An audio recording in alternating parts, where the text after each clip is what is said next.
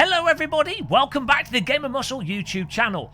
Rumour has it, if you click the subscribe button and like, you will receive extra thrust and additional girth in your rally car, because we're in Dirt Rally 2.0 in this video to talk about the handling of the game, and specifically, does it handle like Dirt Rally? Does it handle like Dirt 4? Is it better? Is it worse? Oh my god! Well, you'll be glad to know, guys, that it doesn't handle like Dirt 4. The cars don't all have chronic understeer and chronic bog down through the corners like Dirt 4. But it also doesn't handle like Dirt Rally. It is its own handling. And is its own handling good? Or is it bad? Well, I have to say, I actually think the handling is pretty damn decent in this. It's really quite nice.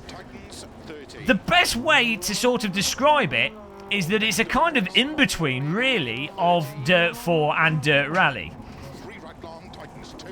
Though more Dirt Rally than Dirt 4. So, the biggest handling characteristic difference between the simulators, or between Dirt Rally and this, would be that the cars in Dirt Rally 2.0 definitely feel a lot heavier. They seem to have a lot more mass to them, and they encourage a more preemptive driving style and less of a reactive driving style that you have in Dirt Rally. So when you're going into a corner, how you load the rally car up into the corner and get the weight of it sorted out to then hold it in a bit of a slide and pull it through the corner at the angle you want to is much more important in Dirt Rally 2.0 than it ever was in Dirt Rally, and certainly it just didn't work properly in Dirt 4. You also notice in Dirt Rally 2.0 that it doesn't suffer from the chronic understeer issues that Dirt 4 had. Whoop, whoop, whoop, whoop.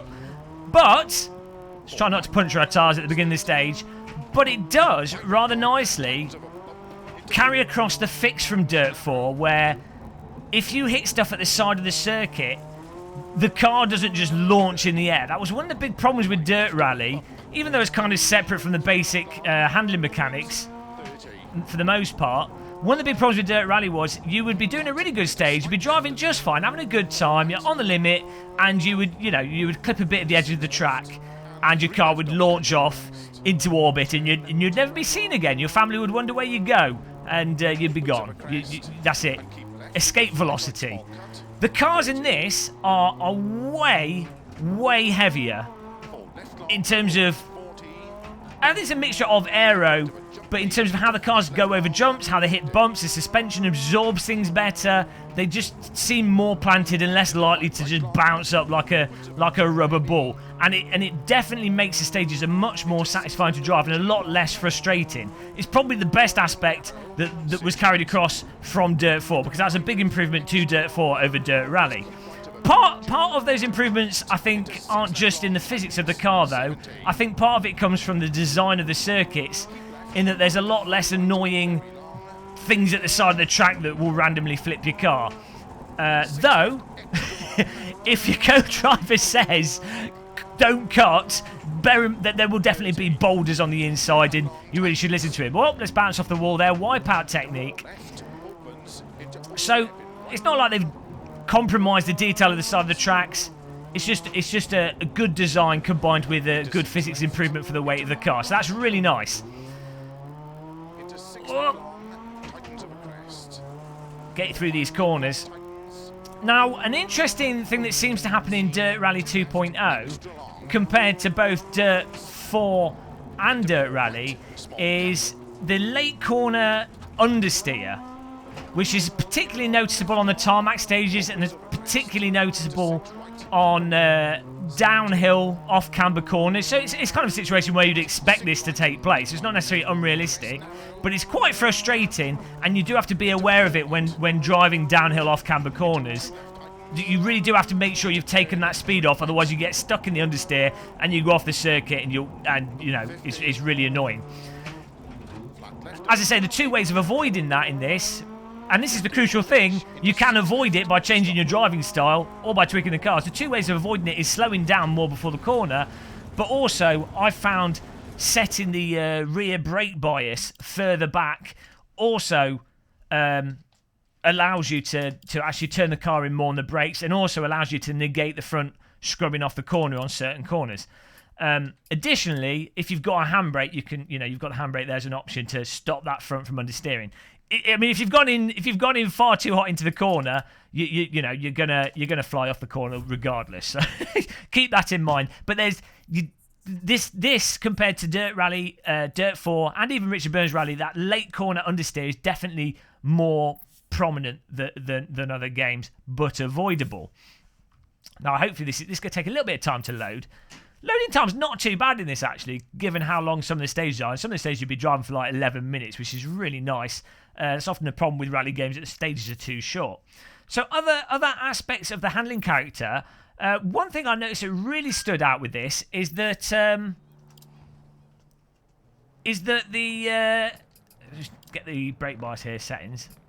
Just move it 66 or even 58. There we go. One thing that really stood out with the braking in this, with the throttle, is you notice that the rears, depending on the tyres you've got, and depending on the car setup, and depending on how loose the road surface is, that's box of neutrals, you can spin the rears up by putting too much throttle on, and obviously the back then just loses traction. And that can apply even if you're going just in a straight line. And so modulating the throttle, it can be quite satisfying trying to get the absolute most of getting the grip out by modulating the throttle properly. With the newer rally cars, they have all the traction control stuff in them. Whoop, that's a shortcut. And it's not so much a problem. But with the older cars, you really have to be aware of the throttle application and maybe delicately feather the throttle a bit more on certain corners in certain conditions, especially when it's wet, to make sure you're getting that grip down. And also when you're getting into some slides around certain corners, modulating the throttle to hold the slide is quite important, and something that was just lacking in many ways from Dirt Rally, and something I didn't particularly notice from Dirt 4 because the cars just seem to have too much grip in Dirt 4 for the most part. I mean, rally cars, especially modern rally cars, have a lot of grip, and they have a lot of grip in this, but you know, they should also have a little bit of play to them, and you should have to use a bit of technique with the throttle to get the most out of it, especially with the older cars. And you do notice that in this, and there you go, too fast into that corner. I have to say as well, with this, the difference between older cars and newer cars is way more pronounced, or not necessarily more pronounced because they're different speeds, but the subtle differences are much more obvious in this than they were with Dirt Rally. They feel, the different vehicles feel more nuanced from each other. There seems to be there's more subtle differences between the different cars. Oh, there you go. So we got stuck in the understeer there, and now we're getting in the river. Mistakes were made. I think it's a good time to wash the bonnet there. Let's recover the vehicle. It's all fine. Don't worry, co-driver. Just a little bath. You smelt bad. We've given you a clean. It's all good. So, yeah, there's a lot more subtlety between the different vehicles, which, in my opinion, it's all a good sign. That normally denotes a higher quality of simulation. And fundamentally, I mean, this is the thing. For me, when it comes to driving simulators and driving games, if I'm playing with the steering wheel with force feedback, I'm not too fussed of them being absolutely realistic, or like, oh, it's got to be exactly like the real world car. In my mind, it just has to pass a basic threshold of realism, in that you drive from the throttle, the accelerator, and the steering, and you've got the option of choosing which to drive from, and there's depth of physics. That, in my opinion, was massively lacking in Dirt 4, but this really does continue on from Dirt Rally. It's essentially what Dirt 4 should have been. So, it really is good news for those of you that were... Oh, hello, someone subscribed whilst I'm making a video. John DeVeris, thank you for clicking the subscribe button. Maybe you can drop a comment if you watch this, and you'll be like, oh, I found myself in a video, I'm famous. So yeah, this is very much a continuation of what Dirt Rally, the original Dirt Rally was, and I hope Codemasters stick with this and keep developing what they've done with this, because it makes you just want to keep driving. It's got enough depth there that you load up a stage, you play it through the single player, and you're like, oh, that was fun, and you don't know it. But it's got enough depth there that you're like, oh, I wonder what it's like with a different car. Oh, I can improve my time. I really want to optimise my lines through the stage and get the most out of it. And eventually, all rally games, just due to the logistics of making circuits, essentially turn into some kind of weird hill climb game. So having that fundamental handling there is just really important. Box of neutrals. It's really important so that people that can't drive, such as myself, can drive it really badly and then complain about the physics. Nice and smooth. Come on. Nurse it through. You also, I would say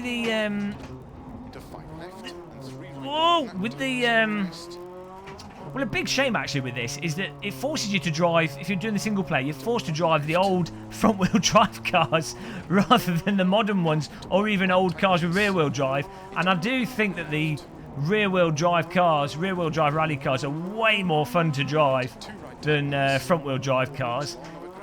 And I think they do a better job of dealing with the rear wheel drive cars in this than they do the front wheel drive cars. The front wheel drive cars seem a little bit tricky to drive, a little bit harder than I think they should be in some ways. But maybe that's just because I'm terrible at driving front wheel drive cars. Even worse. Even worse than driving rear wheel drive cars.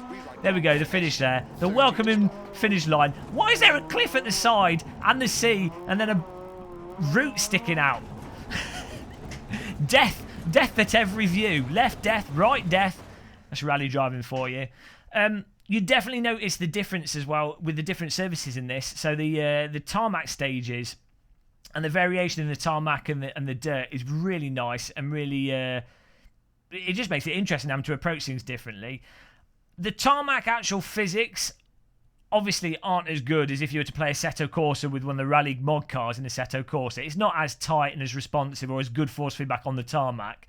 But you have to bear in mind this is a rally game, not a track game. And so it's kind of like when you do rally driving in something like Assetto or R-Factor 2 or whatever, or, you know, the rally's not as good as the track stuff. It's the same with this.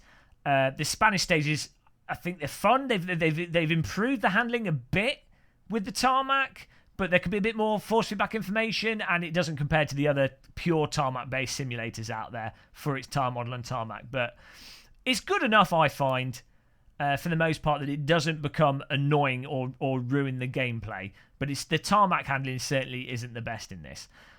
But there you go. I mean, really, I hope that sums up the handling. Whilst driving into hedges and bushes, I probably should have done this as a voiceover. It would have been more clear. But the take-home message is this is a continuation of Dirt Rally, the first Dirt Rally, but with slightly heavier feeling cars and much better handling than Dirt 4. I think I prefer the handling in this compared to Dirt Rally. But at the end of the day, it doesn't really matter. The cars generally drive like cars. You can approach them like cars, and you can have fun with it. So thank God that Codemasters bloody moved away from Dirt 4, and we're back on track, Cody boys. We're back on track. This is what we wanted to see. Fantastic. Well, there you go. There you go. Click the subscribe button and like and all that business. Drop us a comment. Let me know what you think of the physics. Game is coming out tonight, those of you watching this pre-release. I'm using a press version of the game. There might be some subtle tweaks and changes on the day one patch, so that'll be interesting. We'll cover that when that comes out. I will see you guys on our live streams when we are next live, obviously. I mean, you know, how else is that going to work? But until then, guys, take care. Oh, dear. Where's video ending ever? I will see you guys. Thanks for watching, everyone. Goodbye.